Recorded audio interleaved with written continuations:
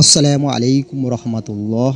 প্রিয় দর্শক, দেশ ও দেশের বাইরে থেকে যারা আজকের আমার এই ভিডিওটা দেখছেন, সকলকে আমার পক্ষ থেকে আন্তরিক শুভেচ্ছা ও ভালোবাসা।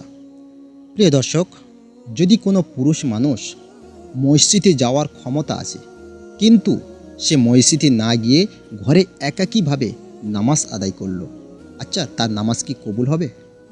এদের সম্পর্কে আমাদের বিশ্বনবী মুহাম্মদ সাল্লাল্লাহু আলাইহি সাল্লাম কী বলে গিয়েছেন, শুনলে আপনি অবাক হবেন।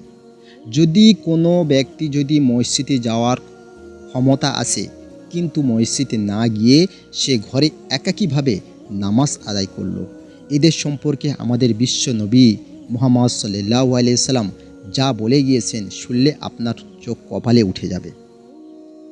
আচ্ছা, এদের নামাজ কি কবুল হবে আল্লাহর দরবারে?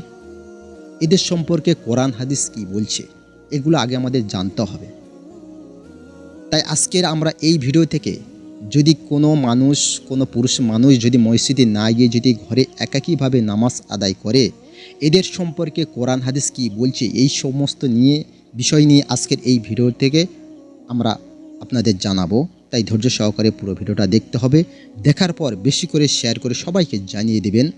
আর আপনি যদি আমাদের চ্যানেলে নতুন এসে থাকেন, অবশ্যই চ্যানেলটি সাবস্ক্রাইব করে পাশে থাকা বেল আইকনটি প্রেস করে রাখুন।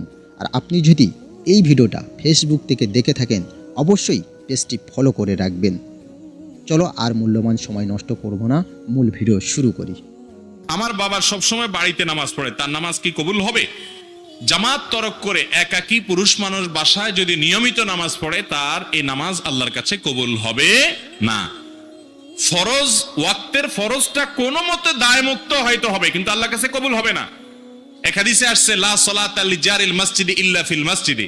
যে ব্যক্তি মসজিদের প্রতিবেশী, অর্থাৎ মসজিদে যেতে পারে, সে বাসায় নামাজ পড়লে নামাজ হবে না। অনেক মুরব্বী আছে এক যুক্তিতে বাসায় নামাজ পড়েন, সেটা হলো বলে যে কার পিছন নামাজ পড়ো, দুনিয়াতে মানুষ আছে নাকি?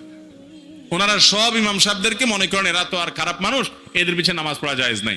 ভালো করে শুনে রাখেন, ইমাম সাহেবরা যদি খারাপও হয়, তারপরেও জামাতে নামাজ পড়তে হবে, একা নামাজ পড়া যাবে না। একা নামাজ পড়া এটা ভুল, কারণ সালাতুল জামাআতে তাফদুলু সালাতাল ফজর বি87 দারাজা। হাদিসে আসছে, একা নামাজ পড়ার চাইতে জামাতে নামাজ পড়লে 27 গুণ বেশি সওয়াব হয়। শুধু সওয়াব না, নবীজি সাল্লাল্লাহু আলাইহি সাল্লাম বলেছেন, আমার মনে চায় নামাজের পরে বিভিন্ন এলাকায় গিয়ে দেখতাম যে কারা মসজিদে আসে না, সে বাড়িগুলোতে কাঠ একত্র করে আগুন ধরে আমি জ্বালায় দিতে মনে চায়, কিন্তু দিতে পারি না। সেখানে মহিলারা আছে, বাচ্চারা আছে, বৃদ্ধ অসুস্থরা নামাজে যেতে পারে না, মাজুররা আছে, সেজন্য নাহলে আমার মনে চায় জ্বালায় দিতে।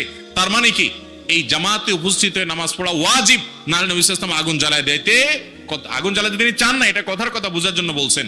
এত ভয়ঙ্কর বিষয় জামাত তরক করা। অতএব যারা বাসায় একা একা নামাজ পড়ার নিয়মিত, তারা ভালো কোনো কাজ করেন না। ভিডিওটা পুরো দেখার জন্য আপনাকে অসংখ্য ধন্যবাদ।